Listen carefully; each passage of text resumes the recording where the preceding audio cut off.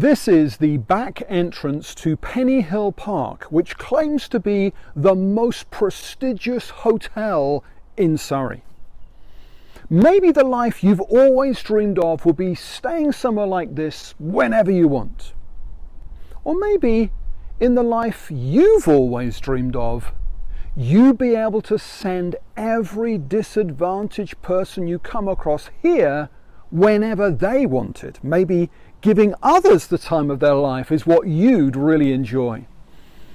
In this series, we've been focusing on the fact that Jesus wants you to enjoy everyday life. He said, I have come that they may have life and life to the full.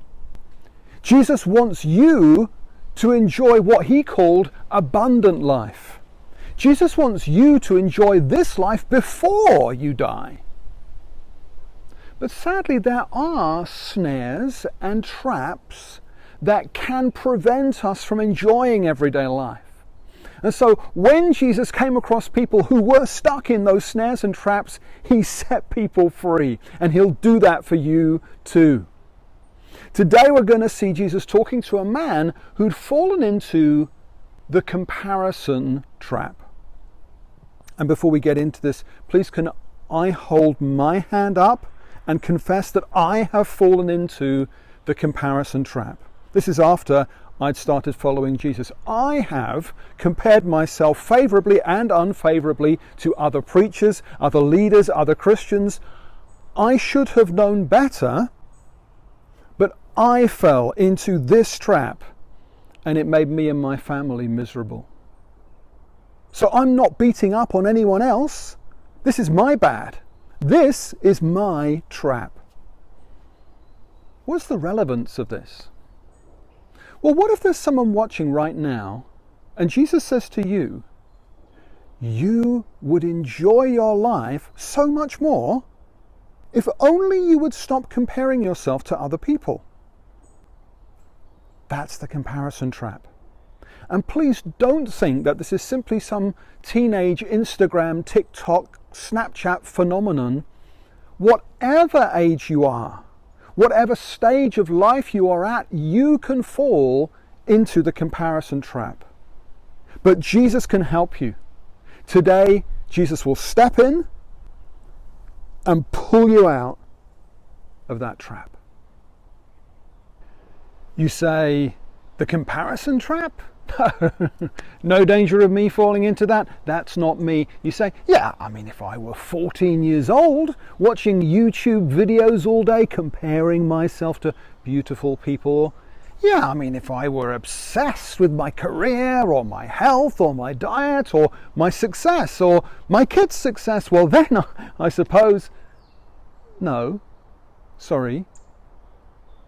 Peter, one of Jesus' inner circle, fell into the comparison trap. And if one of Jesus' 12 disciples can fall into the comparison trap, then you can too, and I can too. Let's see how Jesus reached down and pulled Peter out of that trap. Picture the scene. Jesus has been raised from the dead. All his disciples' doubts and fears have been overwhelmed by victory. Peter, who had capitulated in the face of peer pressure just a few days before, has now been reinstated by the resurrected Jesus. It's a blissful setting. Jesus is cooking breakfast for his disciples around the fire on the beach on the shore of Lake Galilee. Wouldn't that be brilliant to have breakfast prepared for you by the Son of God? Surely now it's time to relax and select the most chilled playlist you can find on Spotify. But no, Christianity is not automatic. You can be forgiven by Jesus, you can be this close to Jesus and still fall into the comparison trap. Jesus has just commissioned Peter to lead the Christian church, and then Jesus prophesies some detail about Peter's future. Jesus says to Peter, when you were younger, you dressed yourself and went where you wanted, but when you are old, you will stretch out your hands and someone else will dress you and lead you where you do not want to go. Jesus said this to indicate the kind of death by which Peter would glorify God. Then he said to him, follow me. Peter turned and saw that the disciple whom Jesus loved was following them. This was the one who'd leaned back against Jesus at the supper and had said, Lord, who's going to betray you? when Peter saw him, he asked, "Lord, what about him?" That's the trap. Peter has just fallen into it. Peter wants to know, what's the deal with John? Jesus, what have you got planned for John? Okay, Jesus, you've told me about my future, that I'm going to die a horrible death, but how does my future compare to John's future? Jesus, I want to know how your plan for my life compares to your plan for John's life. On one level, we can respond to this by saying, come on, Peter. Peter, you've just been given the privilege of Christian leadership. Peter, I give my right arm to have breakfast with Jesus. You say, Peter, forget the comparisons. Point one, Peter, just stay in your lane. But imagine for a moment that you've never seen a 400-meter racetrack. You've never watched the Olympics. Suddenly you find yourself in an athletic stadium. You're in your running kit. You're in lane 4. The race is about to start. And you see the guy outside you on your right in lane 5. He has a head start. He's literally starting ahead of you. How can that be fair? Bang. The gun goes off and you start running. You're doing your best, but oh no, things get worse ahead of you. But now you see there's a bend coming up and the guy 3, he's got a quicker bend. He's undertaking you because he's got an easier bend than you. You think this is so unfair. And so seeing as he's got a quicker, easier bend, you drift, you stray into his lane. In the race of life, you don't stay in your lane. That's what's happening here. Peter's just been told that he's going to die a martyr's death. Jesus makes it clear that Peter's death is not going to be pretty. You are going to hold out your arms, someone else is going to dress you, and then someone is going to lead you, Peter, to your place of execution. Peter's just been told that when he's older, he'll be dressed by his captors and led along death row to a gallows or a crucifix or a chopping block. Yes, Peter, your life won't end now, but it will end horribly. And Peter's first reaction is to say, what about John? Jesus, if I'm going to be executed, what about John? Surely, Jesus, if I have to get martyred, Jesus, it would only be fair if John were to get martyred too, yeah? Now we know that Jesus is kind and loving, so we might expect him to reply, Peter, I can totally understand why you'd ask me about John. I'm sure if I were in your shoes, Peter, I'd be asking, what about John too? So Peter, let me reassure you, I'm going to make it totally fair so that what happens to you, Peter, also happens to John. In fact, I'm going to make it exactly the same for all 12 of my disciples. But no, Peter gets pulled up immediately. Jesus answered, if I want him to remain alive until I return, what is that to you? Jesus says, that's none of your business, Peter. In fact, that is so much none of your business that seeing as you're making the comparison and seeing as I feel like you almost want me to say that John's going to die a martyr's death too, I'm going to teach you a lesson, Peter, and here it is, just to annoy you, Peter, and just to put your nose out of joint. What if I said that John will never die? Peter, if I want John to remain alive until the second coming, until the end of time, that would still be none of your business. In other words, Peter, stay in your lane.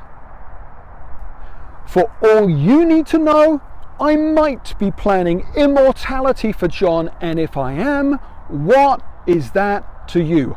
I am the Lord. You do your job, Peter. I'll do mine. Wow.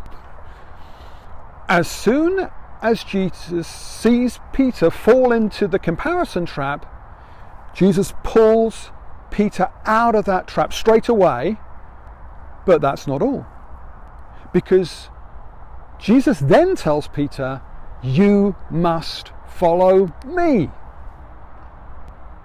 This is important because the Christian life is not simply a list of don'ts. Don't get drunk, don't sleep around, don't swear, and don't compare yourself to other people. A list of don'ts just leaves me looking ahead at a road of potholes that I have to avoid. It's not very inspiring, it's not very motivating, but Jesus here gives us an incentive. In fact, he gives us a person, you must follow me. Because the way to avoid falling into the comparison trap is to focus on Jesus and who you are in Jesus instead. Let's take a moment now to do that. Let's pause and let's sing together.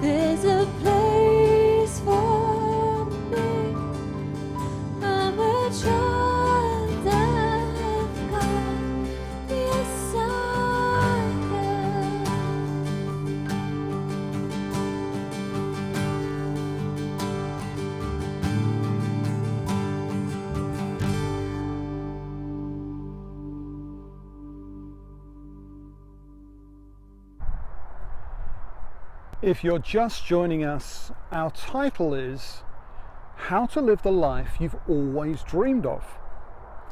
And the first piece of advice we heard is stay in your lane.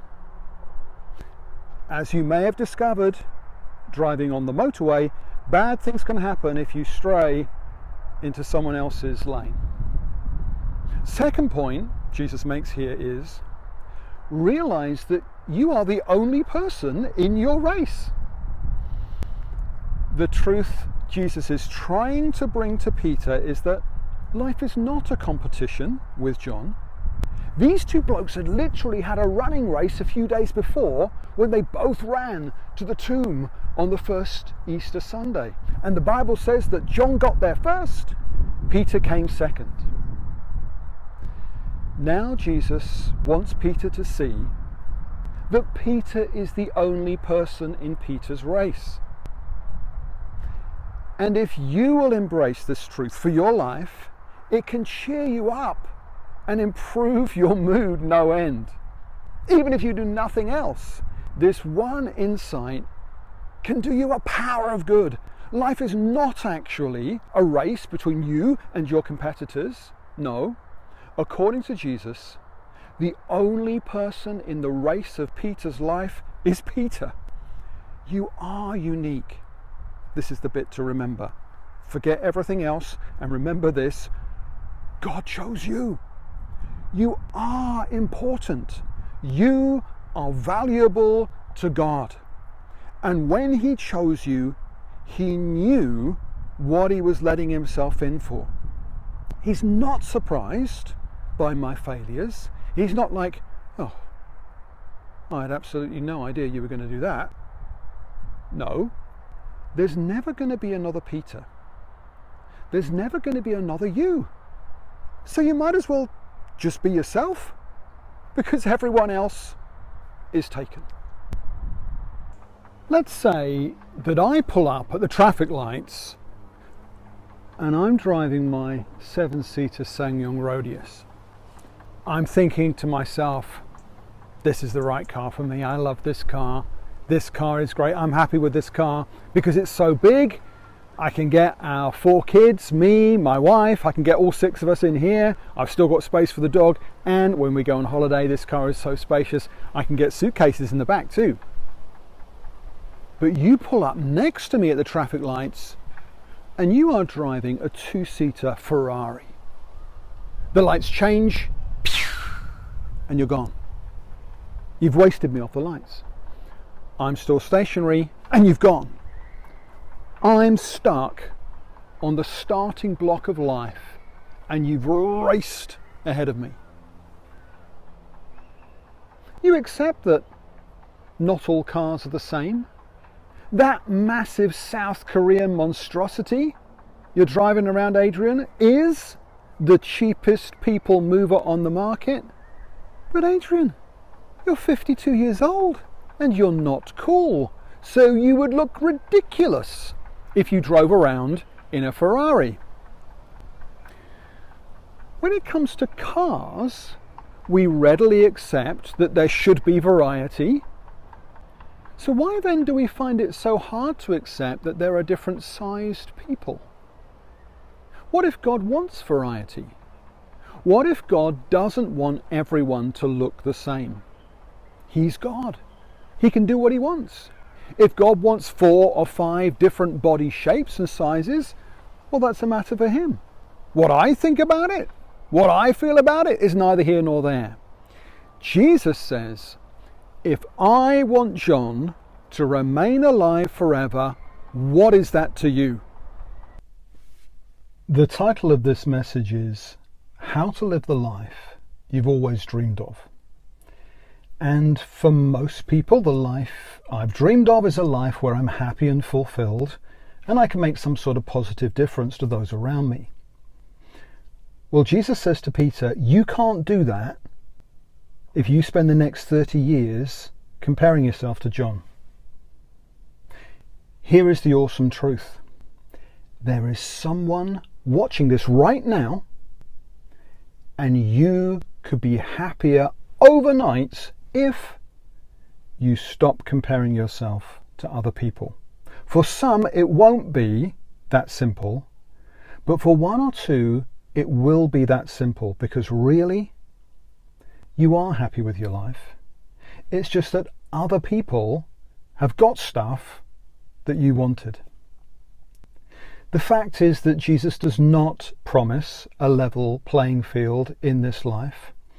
Peter got crucified, possibly upside down, in Rome in about 64 AD, whereas John lived a long life and died of old age in Ephesus in Turkey in about 98 AD. We can't be sure of the details, but the earliest sources we have say that Peter was executed just like Jesus predicted. However, John was never asked to pay the ultimate price and lived long enough to write 5 books of the Bible: John's Gospel, 3 letters, and Revelation. Peter's lane came to a shattering end in 64 AD, whereas John was in the inside lane, and he kept on running for 34 years after Peter's lane got blocked off. Peter's SsangYong crashed. John's Ferrari didn't. If you need it to be fair, if you can't cope with different strokes for different folks, then if you want to follow Jesus, we have a problem. Because God does not make it the same for everyone who follows Jesus. Jesus had an inner circle of just 3 followers. We've already met 2 of them, Peter and John. Who was the third? James. James was John's brother. Their dad, Zebedee, had a fishing business. Their mum was called Salome. These brothers, James and John, were nicknamed the Sons of Thunder. It was the inner circle of Peter, James and John who went up a mountain and saw Jesus transfigured. Jesus' clothes became dazzling white. They heard a voice from heaven. It was the same inner circle, Peter, James and John, who were the only ones allowed in for the raising of Jairus' daughter from the dead. So they're on the same ticket, right? Peter, James and John? Same deal? No. No, let's see what happens a few years after that breakfast on the beach. King Herod arrested some who belonged to the church, intending to persecute them. He had James, the brother of John, put to death with a sword. When he saw that this met with approval among the Jews, he proceeded to seize Peter also. This happened during the festival of unleavened bread. After arresting him, he put him in prison, handing him over to be guarded by 4 squads of 4 soldiers each. Herod intended to bring him out for public trial after the Passover. So Peter was kept in prison, but the church was earnestly praying to God for him. The night before Herod was to bring him to trial, Peter was sleeping between 2 soldiers, bound with 2 chains, and sentries stood guard at the entrance. Suddenly, an angel of the Lord appeared, and a light shone in the cell. He struck Peter on the side and woke him up. "Quick, get up," he said, and the chains fell off Peter's wrists. Then the angel said to him, "Put on your clothes and sandals." And Peter did so. "Wrap your cloak round you and follow me," the angel told him. Peter followed him out of prison, but he had no idea that what the angel was doing was really happening. He thought he was seeing a vision. They passed the first and second guards and came to the iron gate leading to the city. It opened for them by itself, and they went through it. When they'd walked the length of one street, suddenly the angel left him. Then Peter came to himself and said, "Now I know without a doubt that the Lord has sent his angel and rescued me from Herod's clutches." So how can that be fair? Peter gets rescued from Herod's clutches, but James doesn't. We just read that Herod had James, the brother of John, put to death with the sword. So Peter and James are both imprisoned by Herod Agrippa in 44 AD. James gets executed, but God sends an angel to free Peter. Peter gets a miraculous escape. James doesn't. But James was just as much part of Jesus' inner circle as Peter was. In the Bible, there is no explanation as to why James gets executed in 44 AD with no miracle rescue. And no explanation as to why Peter lives for 20 years longer, but then gets crucified in Rome. No explanation as to why John lives into his 90s and dies of old age.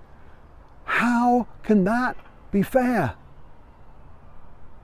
The Bible never even attempts to answer the question, because the Bible never promises that it will be the same for everyone. When I was a journalist, I interviewed rich, very successful people who were desperately unhappy. Why? Because even though they had so much, there was still someone else who had more. That's the comparison trap. How can you have such an amazing life and commit suicide? Because if you're stuck in the comparison trap, there'll always be someone who's got more of what you want. There'll always be people like that. The way to be happy, the way to live the life you've always dreamed of, is to live at peace. To accept that when you look down the street, not all cars are the same. Some are big, resilient, but slow. Some are small and flimsy, but fast. So Jesus tells Peter, be yourself, because everyone else is taken. You're the only person in your race. Just be the best you that you can be. God is not expecting you to be more like your sister. God isn't asking you to live up to your parents' expectations. If you're Peter, just be Peter. If you're John, just be John. Don't compare yourself to anyone else. And you'll be amazed to discover how, if you will accept the fact that God accepts you as you are, then you can be happy. You can live at peace. The life you've always dreamed of can be the one that you already have. Wow, thank you, Adrian. What an interesting talk. So my question for you is, where are you in the comparison trap? Are you caught up comparing yourselves? Does it spur you on and motivate you to do more things? Or actually, does it just make you feel rubbish and make you feel more down? Social comparison has been researched by psychologists for decades, since the 1950s. And research shows us that when we engage in comparison, 3 things occur. 1, we often compare ourselves with those who have more, resulting for us to have lower self-esteem. 2, the focus of self-comparison is often on the things that we don't have, neglecting to see all the things that we do have. And 3, when we start to compare ourselves with others, we get caught into a cycle of repeatedly needing to do it more and more. So I've got some top tips for you today to help break the cycle of self-comparison. First of all, name it for what it is. Notice that you are comparing, and envy is a consequence of that. Catch yourself thinking that you wish you had other things, and say aloud, as Adrian said, I need to stay in my lane. I am the only me. And remind yourself that comparison will often only make you feel worse. Second top tip is count your blessings and see what you do have. Research has shown that keeping a journal of gratitude, the things that you have in your life, it can be really beneficial for mood. Start off with 1 or 2 things every day. Maybe make it a mealtime activity with your family and children. 3, talk with a friend. Make connection, not comparison. And finally, and probably most importantly, is ask yourself, who does God say that you are? He says that you're wonderfully made. He says that you're important, that you're valued, that you're chosen. We're now going to have an opportunity for you to reflect on some of those things that God says that you are and what he has done for you. We're going to sing a song about this next. Use this as an opportunity to listen, or sing along, and the email address, hello@beaconchurch.co.uk, is going to come up on the screen. That's an opportunity for you to contact us if anything in the service has come up that you'd like to talk to us about. We look forward to hearing from you.